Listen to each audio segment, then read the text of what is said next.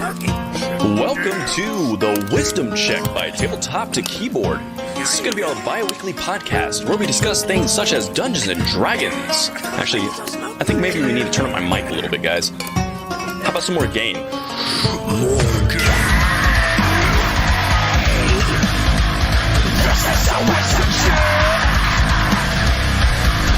This is the intro to end all intros. Talk about Dungeons, Dragons, and Now, I don't think that's proper. This is a family show after all. This is the intro we can use, fellas. It's good, clean fun for everyone. Welcome to the Wisdom Check, where we have wholesome conversations about the dilemmas we face every day. Nah, hold on a second. I got your intro right here. Yeah, that's better. Welcome to the Wisdom Check. Well, I'm right, Jeff's wrong. We're gonna have guests on to talk about it. It's gonna be awesome, because I said so. He is right. He did say so. I don't know. Is surf music the best music for a podcast about D&D? Fuck yeah. Okay. This just in, nobody can agree on our intro for this podcast. So we're just going to start. Welcome to the Wisdom Check. Roll for initiative. Fuck. A 1. It's like every time.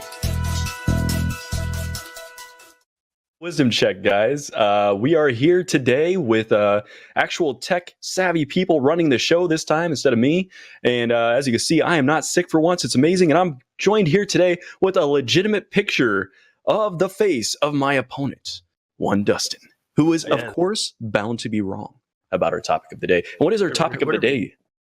Well, today we're going to start out with a conversation about the ever knowledgeable problem of the power struggle between the DM and the players when it comes to the table, the narrative of the game, and what goes on in the actual game itself. So it's something that a lot of people out there probably have to deal with, and we're going to talk a little bit about how you navigate those situations at the table.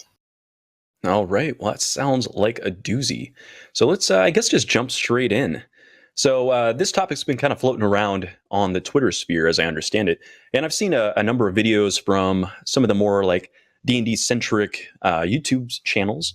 And it's an important one. And it's something I feel like we kind of grow into as we kind of develop as gamers. Everybody's been kind of around a table where you felt like either you as a player had too much input, like you had somebody at the table that really just like want to push people around, or you had a DM who was just like, this is what's happening. I don't care what you do. I don't care what your character is. This is my story, and this is what we're going to do. And there's definitely kind of a push and pull in there, and there's definitely a sweet spot somewhere hidden in the middle. So I guess maybe we should kind of figure out our positions here, if we have any disagreement or not. And so where do you stand on that? Well, honestly, I feel like it's different for everybody's different play styles. Like we talked a lot last week about the difference between people who prefer mechanics over people who prefer the acting, and how that's a spectrum. It's not a toggle switch, right? You can lay anywhere percentage-wise from one end to the other on how much you like to be acting versus how much you want to spend your time doing mechanics, knocking down doors. I feel like this is a very similar sort of situation. Like if that is your x-axis, I feel like the y-axis of this plot would be how much control you want to have over that narrative. Some people don't want to put a lot of time and effort into their story. They want to be fed by the DM. They like it that way. Me and you, we'd hate that. Like I don't think that's where me and you really like our situation to be. I think we like to tell our character's story, and we like to have a certain level of control over that. And so, I think that it's a scale as well. I think I fall maybe not up there as high up on that list as you would for player control. I do like a fair amount of DM story in there as well for me to then tell my story and weave it into. So I think that's kind of where I stand on that. And I have a feeling you're probably going to rate a little higher on that scale than I would. Well, I mean, I think it depends because I think you're staking it out a little differently than I was expecting. So for you, it sounds like you're saying that the topic is more focused on what your character arc is going to be. Is it going to be what you wrote in your backstory, or is it going to be what the DM decides to do with your character? I was kind of envisioning this topic being more of how the game proceeds. Is it more of what the character's choices are and what the players are interested in, or is it more of the plot that the ST is putting out there in front of you? Well, I think those two things are kind of the same, though. Like an ST or DM, when he decides he's going to run a game, he or she's going to spend a certain amount of time putting together at least initial plot for the first couple of games. Doesn't know who the players are necessarily, or at least the characters at this point. Has an idea of some big bad end guy or some overarching sort of plot line, and they're going to put an extreme amount of time and effort into getting that world figured out. If it's a box module, that changes things a bit. A lot of that work might be done for you. So in these situations, the DM's doing all the work up front before the first players rolled their first stat or assigned their first stat value. All that's already being done. So I think there's going to be a certain amount of that stuff that's going to come into play in this game, regardless of what the players decide they are or what they're going to do, at least initially. And sometimes even for players, it takes a few games to kind of get a real sense of who they are as a character. So I think the DM side of it's going to be very heavy up front. And then I think as things move along, then you start to feel that struggle come in of, well, this is what I wanted my character to be and where I want him to go and what I want him to do. And the DM's kind of taking us this direction. And for me, I feel like the best games are when you get a little bit of marriage of both of those, because you're not the only player at the table. There's 4, 5, 10 of you, depending on your group size. You're not going to have the limelight on you that whole time. You can't tell your story from beginning to end. It's like storytelling popcorn, like you used to have to do in school. You get to tell a little part, then you have to pass it to the next guy. He gets to tell a little part, and he may not add on the way you thought it would, but that's where you're going to end up at the end, right? Is with this story that's a collection of everybody's stories. So I think it's harder to put yourself into that spot where you could be like, hey, this is not what I thought my character was going to be doing.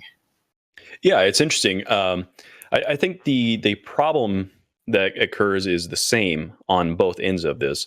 So as a player or as a DM, a lot of times people come into it and they're saying like, this is the story, period. This is what I plan on doing from start to finish. You're just along for the ride. So as like a player, maybe it's you've written your backstory, where the story is going, what your character progression is going to be, how your character is going to develop, what their plots are going to be. And you're sticking to that no matter what happens in the game. And that's a problem. And then as a DM, unless you're running a game for a bunch of people that are kind of more the kick down doors and less narrative and more of like a module, I feel like you have to have a lot of flexibility in your game design, because players are going to enjoy certain things more than others, and maybe plots don't resonate with those players. And, some STs are just going to just run down that road super hard. Regardless of what the characters are doing or choices they're making, bend paths back to the plot. And I think that's a big problem too. So that's for me where I see the power struggle is is a player or a DM forcing a particular play style on the group as a whole. But it definitely comes out in the narrative as well. Right. I think that there's a fair amount to be said for when a DM or storyteller is creating a game and talking to their group of players, whether it's a very dedicated gaming group like we have. If you're going to run your Exalted game, or I'm going to run Raining Bullets, and we come to the group, we're like, this is my idea. This is the setting. This is what I'm envisioning for this game.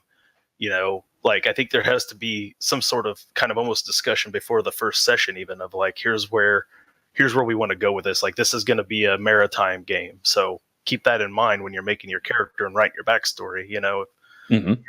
I could have made Bowron as a pirate like I did, or I could have made him as a druid, like a normal druid who hangs out and protects his forest grove. And then, Levi has us all whisked away on a boat to island hopping far away from my story, and we never get to it.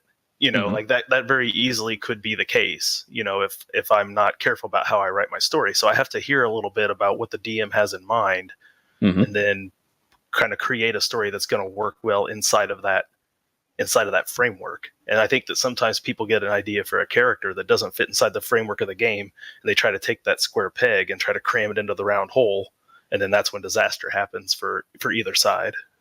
Yeah, it seems like there's just a lack of flexibility in the design. It happened a lot in LARPs. Like you'd get characters that would show up. And if you didn't listen last time, both Dustin and I are, we had a long experience co-STing, storytelling a vampire LARP. And in that, what's that, Crazy Ike?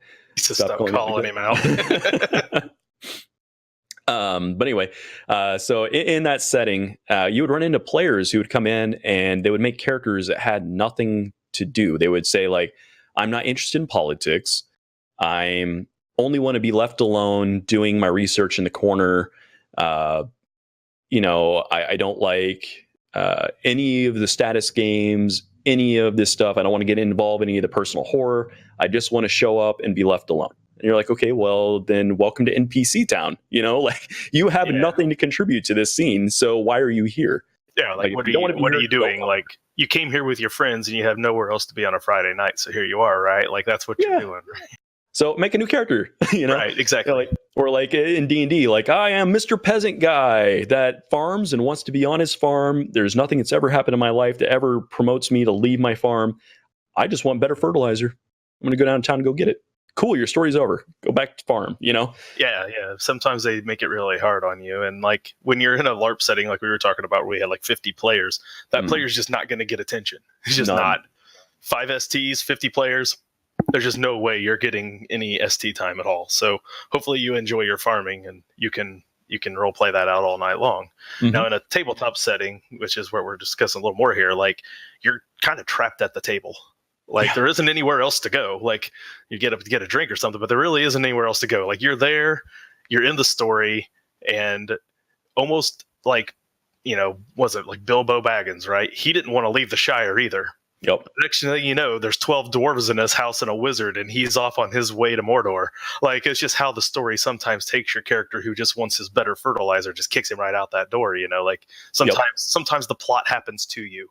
Trying to there think, has to be a willingness on the side of the player for that, though, right? There's a Will Ferrell movie, and for some reason I'm struggling to think of the name of it at the moment, where he goes to Dustin Hoffman's character in there, and who's an English professor, and he's like, I feel like there's a narrator talking to me, like my life is like a story. And he goes, okay, we have to figure out if you're driving the plot or if the plot's driving you. He goes, so just sit at home and just wait and see what happens. And like a wrecking ball comes through his living room, and he's like, okay, so we figured out the plot's driving you. You have to, so it's very much that situation, right? Like where you have to, stranger than fiction. Thank you, Levi. That's excellent work. But that's exactly what you're looking at. That's the DM basically. Just wrecking balling your house to get you on the adventure, whether you like it or not, and sometimes that happens. Like sometimes with some players, it needs to happen. So, it's. Yeah. And that's an agreement that you have to have at the table, right? Like if the player is the type of player is going to resist that and say like, I don't care what you want me to do. I'm sitting in this room. That game's not going to succeed, at least for that player and that DM. And likewise, if the DM's sitting around waiting for the players to decide what to do, not a whole lot's going to happen.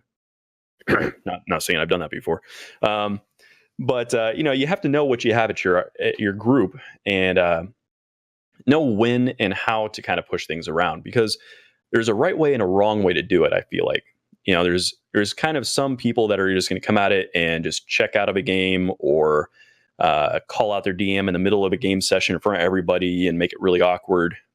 Say like, hey, I'm not getting enough time, or I don't want to do this, or this whatever argument you may come up with. And it really feels like it's one of those topics that needs to be done after game session, one-on-one, talk it out, figure out where you guys can find your common ground and kind of move from there. Right. And I mean, I think like for me, I think of my character's backstory as kind of like chapter 1 of my character. And then every chapter that gets written after that, I know some of them are going to get written by me and some of them are going to get written by my DM. Probably not the other players so much. Like they may occasionally drag us into something that's their background that I may not even recognize as their background. But I always just think about like, how am I going to apply my character to the situation, and how is this going to be the next part of his story? Like I can have Bauer just fade to the background because we're not doing anything that's related to him. Mhm. but I can also take him and find interesting ways to try to help make him continue to be part of the story at that moment, Mhm. and think about just personality wise and interject that back in there. So even if it isn't my idea, even if I don't have control over the narrative at that time, it doesn't mean that it's still not a chapter of my character's story. You know, I had no clue that we were going to spend like 3 games at some tiny little village on the coast, like fighting some swamp jaws. No Right, idea yeah. that was going to happen, right? Like that's not what I thought my character might be doing 5 games into game. But there we were. So, you know, like, so then you take those situations, you know, whether you're tossed into a dungeon or on a boat or whatever you're doing, and you make the best of them, and you figure out how that's going to shape your character going forward, personality wise or story wise. And, you know, that's just what you kind of have to do is roll with those punches a bit, you know, both as DM or as a player. Yeah, and I think that's also how you structure things, right? So, like as a DM, my personal style, I would say maybe I'm a little weaker on narrative than you are. Like your narratives are Sure. pretty strong. I think I focus in a different area, but my approach has always been to write story skeletons, like have a couple points, have some options, and then flesh it out as I get to them. So I do a lot of ad lib. And so for me, I'm like always watching what my group is doing. So I'll put some options out there. They're not fleshed out. Players bite on something. I'll start ad libbing and fleshing things out based off of my little bit of a hook I have. And then after game, I'll flesh it out. And then once they come back to it, then we have concrete stuff. And then from there, I'll develop the rest of my story, going forward to kind of cater to it. And the same thing I think has to be true for, well, I say has to be. Other people are going to have different approaches to us, and other approaches are valid. But as a player, I feel like you need to be willing to understand who your character is, what motivates them, how they behave, what sorts of things they're going to be interested in, and then apply those to whatever happens in the game. So instead of writing that like all this epic, amazing stuff happen in your backstory, make sure you leave yourself enough room to like actually adventure and do interesting things and react to stuff that you haven't already done. And if you know enough of who your character is from your backstory, then every scene that you get into is going to be a way of pushing your own narrative. Right. Exactly. I think that like the amount of ad libbing you can do as a DM, I think the other thing that we haven't really considered, and I've felt it because I've done it, maybe you have a little bit, is when you're dealing with a system like Roll20. Yeah. You have to, if I create a map, I can, mine was a city game. I was fortunate. Yeah. I didn't have to create a map every game. I made one really big map that you guys stayed on for about like 50% of the time. And then I just had to make a few other like small scene maps that you could maybe go to or not. And I could create a couple very quickly because, city scenes can be conjured up pretty fast with the way the maps and stuff work. If you guys wanted to go off the rail, if you will, like it wasn't too hard for me to rework a scene back around, not using a map, and then get you back onto the part of the map that I had put together. But sometimes like with modules and stuff, that's a lot harder to do because it doesn't necessarily always give you all that info. You didn't create that world yourself. So you're playing inside of the box, and then suddenly they want to go outside the box. You're like, well, what's outside of Barovia and Curse of Strahd? I don't know.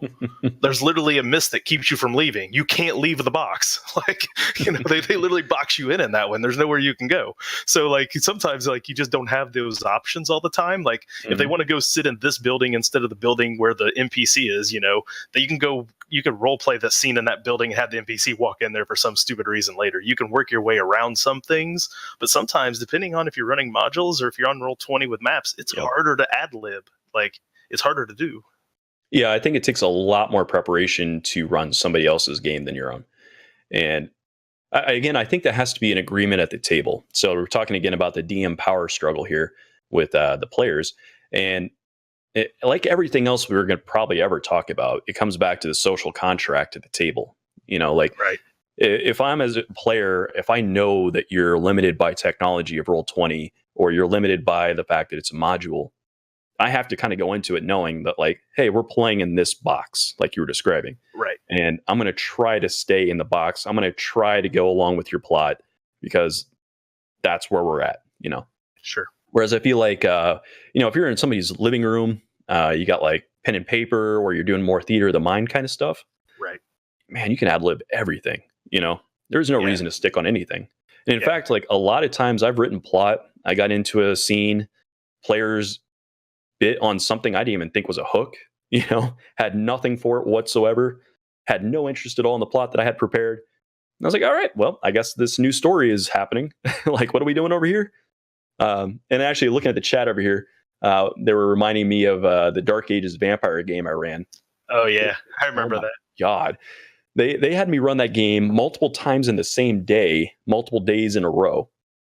And yeah, there was not a whole lot of planning left in that one after a while.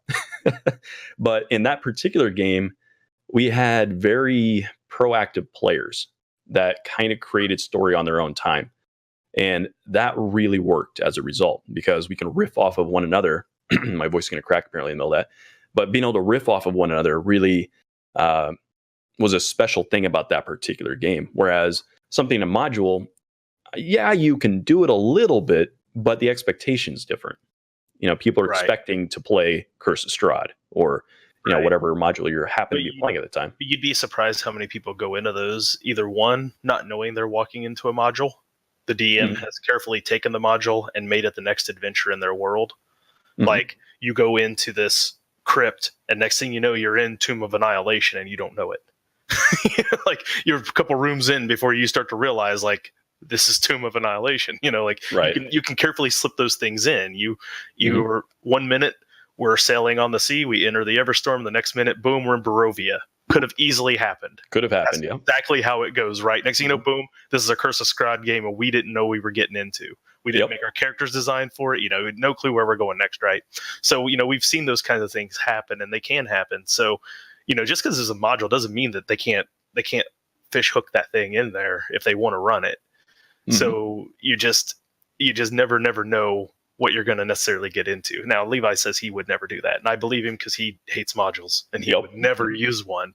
But I'm just saying there are DMs out there that's the kind of thing they would do. They would take Curse of Strahd, and when they're done with it, have you leave Barovia and then immediately go right into one of the Salt Marsh one that just came out. You get on a boat, now you're in Salt Marsh. Like those things, DMs sometimes will do that, link them together as though they're all in the same world even. A lot of people do that, yeah. And a lot of people do that. They love modules. So, you can get on the DM's Guild and there's people there writing content for people to use every day. Like not even just the ones put together by D&D, those companies, but like there's people literally writing this stuff all the time. And it's a different approach. I think it really depends on what your group is interested in. If you have people that are more of, I'm trying to think of like what maybe the internal motivation here. Like initially I was about to say, more actor types may want something pre-scripted, as we found in LARP. People like to be handed a character and a personality and say, portray this. Where actually, now I'm thinking about it, though, it seems like those are the type that are more interested in creating their narratives inside of in the game. So maybe they wouldn't be as prone to using modules. But I think the module has its own kind of challenge to it. And, it's a lot of preparation to understand what it is, a lot of work to keep players focused in on it and biting in on it. But like we were seeing in the chat here, it creates a little bit of a safety net where people can kind of come in, not have to prepare much on the player side of things. They could just show up and plot happens and they can kind of live in that world and, they don't have to invest much. Yeah. And maybe eventually develop some kind of investment to it, but it's not required of them. And, like this morning I watched our friends over at Dadbod D&D. They did a module. It's a very easy module, but it was called Bard's Gate, I think it was called. And the whole purpose of this module is to get tickets to a show. It's almost all role play. There's no dungeons necessarily. It's all just role playing, them going, talking to people in town, avoiding the riots of people trying to get tickets and getting tickets to a show. That's literally what it's like, trying to score yourself tickets to Avengers Endgame on opening night and it's sold out and you're trying to get tickets. Like that's literally like the plot of this whole module, right? Like it's just a list of NPCs and everything else for them to role play. It's like it was a neat kind of show, a neat way to go about doing that. So I think module sometimes gets a bad name, like it really takes the role play part of it out, but it can set up some neat scenarios sometimes that you could, like I said, easily plop into a world. So that's So I think that you have these options. So when you're looking at the power struggles between players and DMs, like you said, I think it always goes back to that social contract. And I think what's important as a player or as a DM is that you understand where you fall on those two, on that XY axis. Where are you in your mechanics versus your acting? Which side do you prefer a little more of? Where do you fall in? And then figure out, like I said, on that up down axis, how much power do you want to have as a player, or how much power are you expecting your players to have, and make sure that you got players that are in the same frame of mind you are, so that you get the satisfaction that you're looking for out of that story that you're putting together. Mm-hmm. Yeah, and I think it's interesting because if you kind of look at that XY that you're talking about, I think there's a tendency for your more narrative focused players to be more in the power control seat as a player, in terms of their narrative, usually. Whereas I think the X's and O's people are kind of like, meh, the plot's happening. I don't care where I fit into it necessarily, so long as I'm here for it. Our own Crazy Ike here has a question from chat. Says, how do you alter the struggle between player and STs or DMs, rather? Well, there's a couple ways. Step number one is to, what people do, in my opinion, wrongly, is they try to bull in the China shop it. Sometimes, as we were talking about play styles, when you talk about like your instigators, where things aren't going the way they want to move on to the next fight. Everyone's talking about what's going on. There's some role play going on. What do? Pull the lever. Yep. Kick down the door. You can do that, and that will make the next event happen, whether it's good, bad, or the rest of your players hate you for it. You can do that. It's your option at the table. Use it wisely. But at the same time, if you're deterring from everyone else's enjoyment of the game, why should you do that? If you're just at a table where those things can't be reconciled, really, in my opinion, you have to reconcile them above the table. Yep. You don't reconcile them through mechanics. You don't reconcile them by stealing DM time to role play your personal plot for 20 minutes while everyone else sits there bored, flicking their dice around or deciding to go get food. You have to figure those things out ahead of time with the DM and have them work on those things for you. And I think that's what you have to do as a player. If you're the DM, you have to have a sense of the table that's going on, and you have to cut that off and have those. And if it's the mechanic side, sometimes you just have to, as a DM, put your foot down, just be like, hold on a minute, we're not done with this yet. Then we'll let you pull that lever in a second, and just come down hard on it so that it doesn't continue to be a problem throughout the game. Yeah, I think it's really, like you said, I think if you have a issue with power dynamics, I think it does have to be talked player to player or DM to player or whatever, table, whatever it is outside of the game. But really, it's just a matter of getting on the same page as one another. Like, I think the old mantras for improv kind of fit in for this really well. It's like the whole yes and. You need to be willing to go with the flow a little bit, because things are not going to go as you script ever, and they shouldn't, because then it's, why are you playing the game? Why aren't you just reading a book? Right. Just go write a book. If you have a character story completely in mind from front to end and you don't want any interjections, just go write a book. It'll be a great story, I'm sure. I've got all kinds of ideas that would make a great novel, but novels make shitty games, and they just are not the same medium. They just will not work that way. And games sometimes make pretty shitty novels. Oh, absolutely. You ever tried to write one back out the other way? It doesn't always work. No, because what's interesting in a game compared to a novel is that freedom, the choice, the making errors, doing things that maybe don't fit in a narrative flow, but fit for the style of gamers that you have and what makes them enjoy themselves. And if you think about running a combat, if you look at what happens during combat, it's not particularly narratively interesting usually, but it's exciting because there's randomness and there's choices and there's reactions and things in the moment. But if you're sitting there spectating a fight, it's pretty hard to pull some enjoyment out of that if you're not one making the choices. I think that, that's a whole nother topic for a whole nother wisdom check, is about how to make your combat encounters narrative and fun. And then we can tackle that on a whole nother day. Good call. But yeah, I think that you're right. People who don't enjoy that part of it, and sometimes we used to see this in LARP a lot. Like LARP is really my key example of this. When a room would enter combat, you got 30 people in there role playing, and suddenly, 28 people have to stop role playing and enter time freeze because 2 people decide they want to have a throwdown in the middle of that room. Yep. Your two people are dominating what is 30 minutes to an hour maybe of everyone else's role play time. Mm-hmm.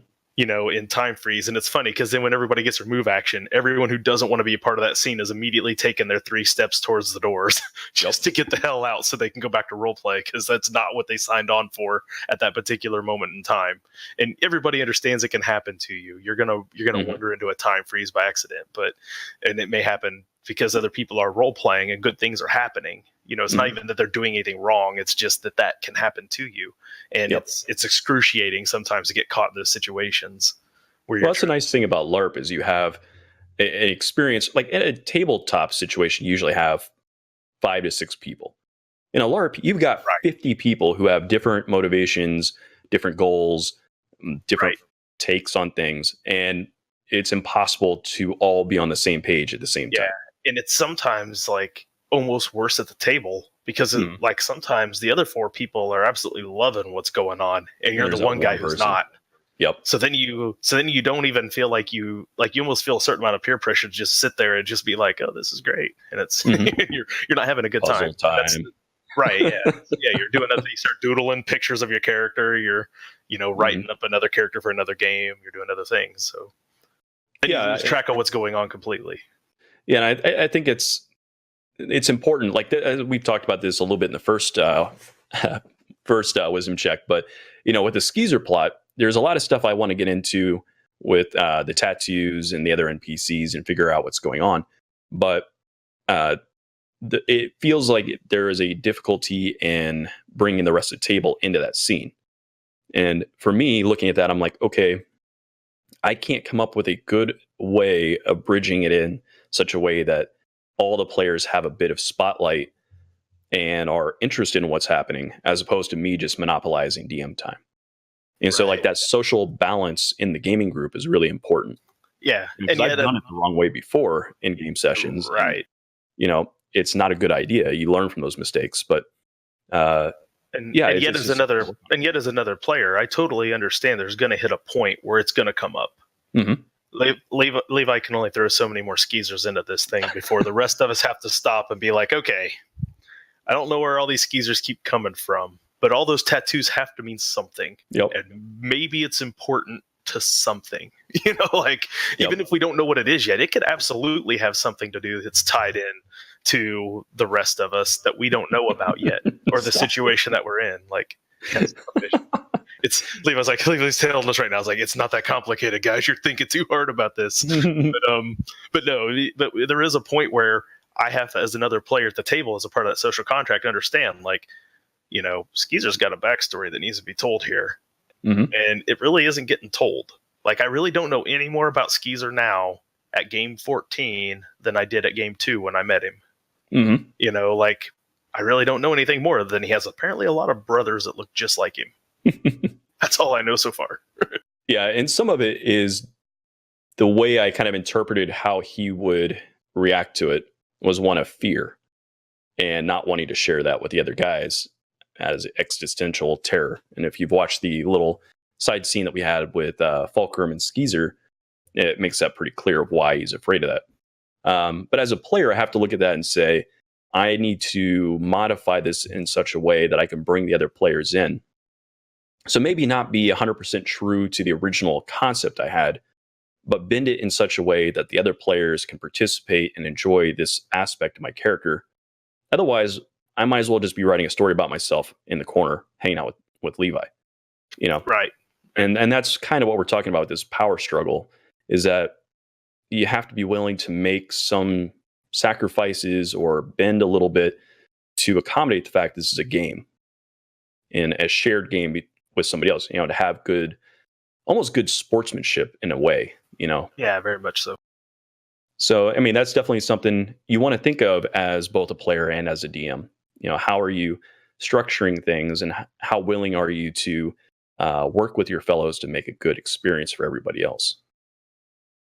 Yeah, and I think that goes for the people on the mechanic side as well. Like if you have characters there, like running around trying to steal every kill is not necessarily enhancing anybody else's fun either. If being the guy who's going to make every roll, perception check needed, I've got it. Open this door, I have got it. Why don't you do this? I've got it.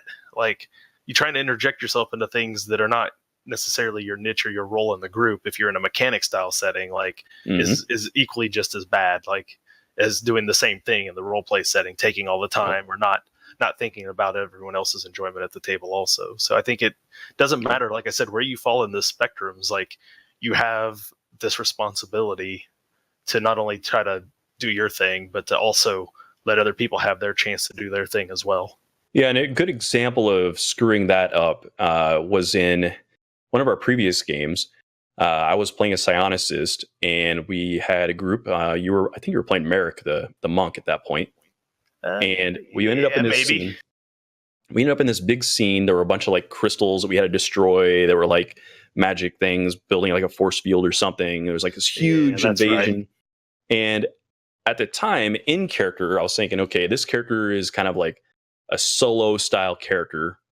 He's got a trick for everything. And it feels as if these other characters are liabilities in this scenario. So just these two guys should go in and fix this all. And at the time, I was like, that's what the character would do. I'm going to do that. And that is a terrible way of treating your fellows at the table. So in retrospect, I look at that and I'm just like, man, what was I thinking? Right. And at the same time, my character Merrick was completely useless. I mean, he really was. Like, he was a drunk monk, and he was, for the most part, like, he could walk up and punch something for about like 10 damage. He's like, ha, I hit you, and that was about the end of what he could do, right? Like, I helped. That was pretty much what he did. So yeah, he was really not a lot of help anyway. Like, you were in some ways you might have been right for leaving it behind, but it did put me out of the situation for a while, where I sat over there and I doodled on a piece of paper and thought about other things for a while, and then came back, was like, oh, what happened? I completely missed it. Yeah, and it's one of those things where the optimal choice, the choice that makes the most sense, doesn't necessarily lead to the most fun for the most people. And sometimes as a player, you need to be willing to, again, take a loss or adapt or change things so that the other fellows are having a good time. And, this is kind of go to say that, like, just because we're the ones talking right now doesn't mean we aren't guilty of a lot of these mistakes. Like, I think every player at some point or another will probably do it inadvertently, not even realizing they've done it. They will probably do those things every time. Yeah, and I think if you really reflect back on your gaming experience, you've probably done a lot of these things and not realized it. And if you did, maybe it's time to kind of reexamine, reassess how you're kind of playing, and make sure that you're really thinking about the group as a whole. Likewise, again, this kind of also applies with DMing or STing. You want to make sure that you're creating scenarios that everyone has an opportunity to interact with. At some point, somebody needs a chance to shine or have an opportunity to be kind of in the limelight, And if you're designing a story where they can't do that, it's no good. Yeah, I mean, I think that you take their stories, their backgrounds, and you try to work in the things that their character's good at doing, and try to work those things into that narrative as it goes along. When you get around to telling their part of the story, in small chapters as you get chances to do that. And I think that's what you have to do as a DM. I don't think there's any other way around it. I think sometimes the pitfall for DMs is they get too wrapped up in their NPC story. Yeah. And wanting to tell their NPC story and not the player's story. And, sometimes they make the NPC throw him in the group like he's one of the guys. And just run him right along with it, because that's how he's going to get his enjoyment in this game, is telling this guy's story. So he's King Arthur and the rest of you are the other knights, and you're just along for the ride as he's setting up Camelot, So, I think a lot of early on STs and DMs have that issue where there's definitely I have all the power, I want to live out my power fantasy in the game. And I think that occurs for some people. And then I think in other situations where maybe you have a DM like ours, it ends up not getting to play as much. I think there's probably an urge to actually play in a game that occasionally squeaks out in that form. But yeah, it is important to have. Let's see, what does he say here? I have a section. Oh, nice. Yeah. So the comment was, I have a section at the end of all my plot outlines called Something for Everyone. Oh, that's a good idea. So our DM is saying that anytime he's doing a outline for his plots, he always has a section at the bottom, Something for Everyone, to make sure each character has a moment or something to do. Yeah, it's really good. And it's probably a good strategy to adapt if you're a DM. Right. So like in our current situation at Everstorm, we got shipwrecked on this island. So in there on this island, he's making sure there's something for each of our characters to do on this island, or something that plot hooks for each of us to get us involved in what's going on. And I think that is how you have to approach it. Yeah, and I think also just from a game design, if you have a player who's like, I want to be a rogue that's really good at disarming traps, and you make a game that has no traps, right? Well, yeah, that's a problem. And that's what I'm saying. Yeah, you got to look at what the characters do and figure out how to work that in. It also doesn't do you any good to put a trap at every single door if you don't have anyone in the group that's good at doing traps. Like, what you're doing then is you're making them, the next time they get a chance to level up their character, like, all right, I'm taking a level in rogue because this is bullshit. Like, I'm going to make sure we can do this now for the rest of the game because we don't want to deal with this again. Yep, and then all of a sudden there's no traps in ever again. Damn it. So you want to get on to another topic? Yeah, I was going to say, I think this is a good chance for us to move on to something that I've seen a lot of in the last week. Crazy as it is, I make my rounds on Twitch watching a lot of different games, and this week I have gotten to witness not one but two characters meet their final death this week alone. It has been a rough week for characters. Apparently. So we're going to talk a little bit about character death, and I think maybe even hint a little bit about things like character retirement, which we have that going on currently in our game as well. So this is something we can talk about how that's, how best to approach that situation. Thanks for coming all. I had a good time with this conversation, and I hope to see you again for the conclusion on the next episode. Till then, ta-ta.